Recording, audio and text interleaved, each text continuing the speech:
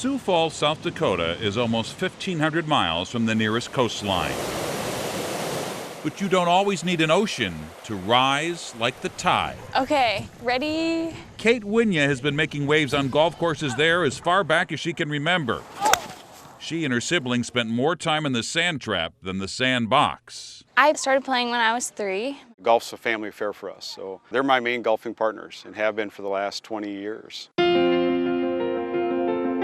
By the time she was in high school, she was already one of the top players in the state. And the most important club in her bag was her state of mind. Definitely outgoing, always smiling, friendly. I'm so excited. She doesn't really get down when she misses a bad shot. The only time she did get down? When her playing partners hit a bad shot. Nice. Sometimes I have to get on her to concentrate because she's always so concerned about the other girls in her group. Her junior year at Sioux Falls Christian was all about action, not distraction. In the state finals, she was down by 7 strokes with just 6 holes to play. She proceeded to play great golf the last 6-7 holes. I think went 1 or 2 under par and won it by 1 shot on the last hole. What is it like when you're a junior and you are the state champion? What did that make you feel like? It was crazy. It was a feeling like I hadn't felt. Like I was really excited. What no one knew at the time is what she would do for an encore. Okay. In golf, nothing's more important than your follow-through. And in her senior year, Kate and Sioux Falls Christian made it back to the state finals. The difference this time? She came to the final hole with a 5-stroke lead. I felt like I started playing really well, and I started noticing that I was starting to get a lead, and that was kind of exciting going into those last few holes, knowing that I had the state championship.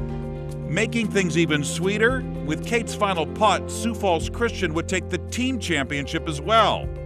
All this after their longtime coach decided this would be his final year. She putted out, and I knew that she won as an individual. I knew that we won as a team, and then people were just, congratulating us. It was really fun. We watched her from the green and let her get engulfed by her coach and teammates as soon as she putted out on the last hole. And she came and hugged us, and she was very excited, crying.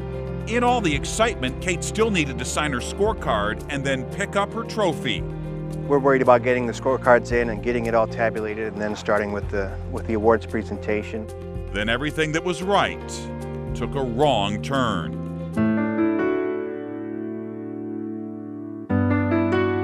Then they put the score up on the big board, and I had my own card that I keep for myself, and I hadn't finished that yet, and I was finishing it, and I was adding that up, and I was like, that is not the same score. The rules of golf are harsh but clear. If you submit an incorrect scorecard, you're disqualified. Keep in mind, the only person who even realized there was a problem was Kate. She had a 5 and not a 4 on the 18th hole, but either way, she would have won by several strokes. But she learned from her parents staying silent was not an option. That's just how they taught me. You tell the truth. If you know something is wrong, then you tell the truth. There isn't really another option. Kate came and tapped me on the shoulder, and she said, "Coach, I need to talk to you right now." And I kind of shrugged her off a little bit and said, "Okay, no, Coach, I need to talk to you now. I did something wrong." In this case, the truth hurt. Self-reporting the mistake not only cost Kate the state title, but her teammates as well. My heart was broken. I thought I had let them down. And so all I could say was, I'm sorry. I remember seeing my team, and I just was just crying pretty hard and just kept saying, I'm sorry. I just felt awful for her, and I tried to be the comforter as much as I could.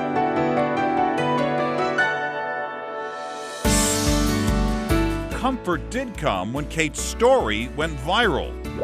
No, her name wouldn't be etched on the state championship trophy, but her active integrity etched its way into the hearts of people across the country.